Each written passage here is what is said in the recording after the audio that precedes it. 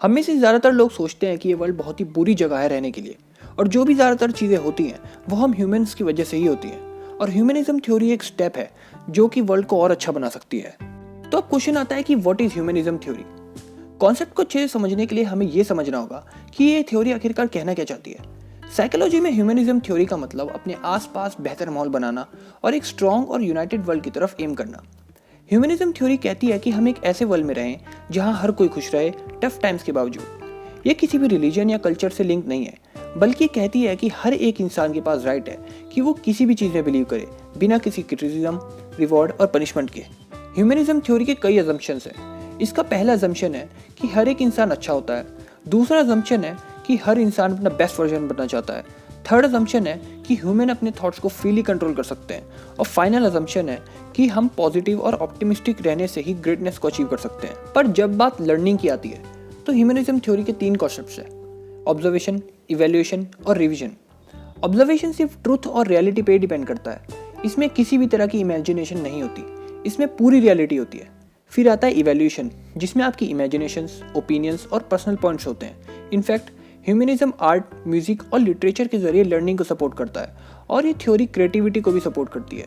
और फिर रिवीजन करने से पता चलता है कि हमने कहाँ गलती की और कहाँ इंप्रूवमेंट किया जा सकता है। ह्यूमनिज्म थ्योरी सबके दिमाग में तो थी ही, पर 20वीं सेंचुरी में इसको ज़्यादा पॉपुलैरिटी मिली। हर रिसर्चर ने इस थ्योरी पे अलग अलग काम किया, पर उनका कॉमन गोल था कि लर्निंग के वो वेज ढूंढना जो कि ह्यूमंस की पर्सनल स्ट्रेंथ्स को प्रमोट करे। अमेरिकन साइकोलॉजिस्ट कार्ल रोजर्स ने इस थ्योरी पे अपने यूनिक आइडियाज़ दिए थे। वो स्ट्रक्चर्ड लर्निंग एनवायरनमेंट के कम्प्लीटली अपोजिट थे, बल्कि वो लर्निंग के इमोशंस और फ्रीडम्स को ज़्यादा सपोर्ट करते थे। बेसिकली रोजर्स ने बताया कि अगर हम ह्यूमंस को अपनी स्ट्रेंथ को इंक्रीज करना है तो हमें अपने इमोशंस को स्टेबल करना होगा। और ये सही भी है। क्या आपने कुछ भी कभी भी सीखने की कोशिश की है जब आप गुस्से में थे? रोजर्स ने यह भी कहा कि हर इंसान के पास ये चूज करने का फ्रीडम है कि उसे क्या सीखना है। जो हमारा एक सेट करिकुलम होता है उसे चेंज करने की ज़रूरत है। तो अब ह्यूमनिज्म थ्योरी के गोल्स क्या हैं?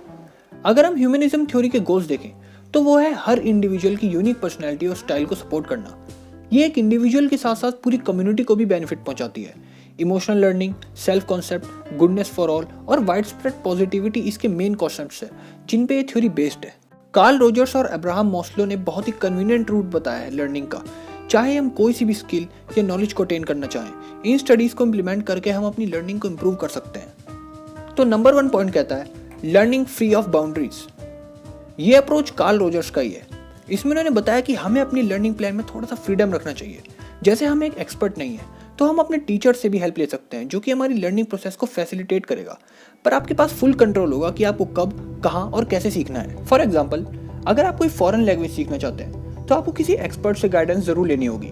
पर आपको वो लैंग्वेज कितनी जल्दी सीखनी है, उस लैंग्वेज का कौन सा एक्सपेक्ट आपको सीखना है, आपका शेड्यूल क्या होगा, ये सब आपको खुद ही प्लान करना होगा। तो दूसरा सबसे इंपॉर्टेंट पॉइंट है प्रायोरिटाइजिंग पर्सनल नीड्स। ये पॉइंट कहता है कि हमें सेल्फ एक्चुअलाइजेशन को ज़्यादा प्रायोरिटी देनी चाहिए, और अगर हमने एक बार इसको अचीव कर लिया तो हमारी लर्निंग प्रोसेस बहुत ही ज़्यादा आसान हो जाएगी। ये बिल्कुल डोमिनो इफेक्ट की तरह है। एक बार हम पहले पीस को गिरा दें, बाकी के पीस फिर अपने आप गिरने लगेंगे। हमारा ब्रेन भी बिल्कुल ऐसे ही काम करता है। एक बार हम कोई सा भी काम स्टार्ट कर दें तो हमारा ब्रेन बाकी के काम अपने आप करने लग जाएगा, क्योंकि मेन चैलेंजिंग टास्क होता है स्टार्ट करना। तो इसलिए कहा जाता है कि हमें अपने हेल्थ, कंफर्ट और इमोशनल स्टेबिलिटी पे स्पेशल अटेंशन देना चाहिए कुछ भी स्टार्ट करने से पहले। तो आखिर में ह्यूमनिज्म का मेन फोकस, सारा फोकस लर्नर के हाथों में देना है। अगर आप खुद कमिटेड नहीं है तो कोई दूसरा आपको जितना भी सिखा ले उसका कोई फायदा नहीं, क्योंकि लास्ट में आपको ही तय करना है कि आपको कैसे कुछ सीखना है।